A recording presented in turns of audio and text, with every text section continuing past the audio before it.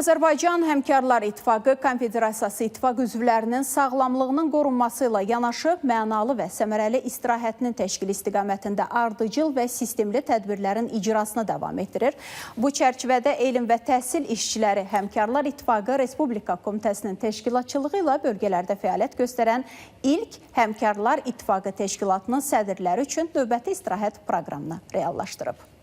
3 günlük istirahət proqramı çərçivəsində Gəncə, Gədəbəy, Goranboy, Şəmkir, Ağdaş və Kürdəmir rayonlarını təmsil edən 100-dən çox təhsil işçisi ailə üzvləri ilə birlikdə Səməd Vurğun adına Yaradıcılıq və İstirahət Mərkəzində dincəldilər. İstirahət günlərində təhsil işçiləri üçün həm müalicə və prosedurlar, həm də müxtəlif istirahət imkanları yaradılıb. Səməd Vurğun adına İstirahət Mərkəzindəyik 2 gündür.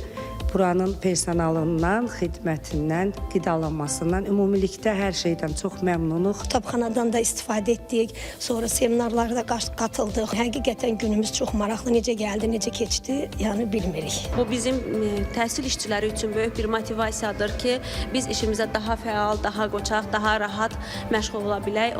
Həqiqətən də çox fərqli bir mühitdir. Birinci dəfədə olduq burada. Çox yüksək səviyyədə qarşılandıq, çox yüksək səviyyədə diqqət mərkəzindəyik. Uzun müddət müəllim işləmişəm.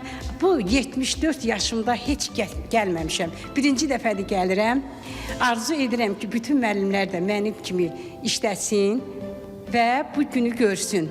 İstirahət mərkəzi bura ilə yanaşı Abşeron, Buzovna, Şıx və Miras Sanatoriya kurort mərkəzlərində təşkil olunur. Qeyd edək ki, ötən il 30 mindən artıq təhsil işçisi ailə üzvləri ilə birlikdə e-ahik.az elektron rezervasiya sistemi vasitəsilə qeydiyyatdan keçərək istirahət imkanından yararlanıb. Respublika Komitəsinin açıqladığı statistik məlumatlara əsasən, ötən ay ərzində 449 nəfər yollayışla 700-dən çox təhsil işçisi ekskursiya və turlara cəlb olunub.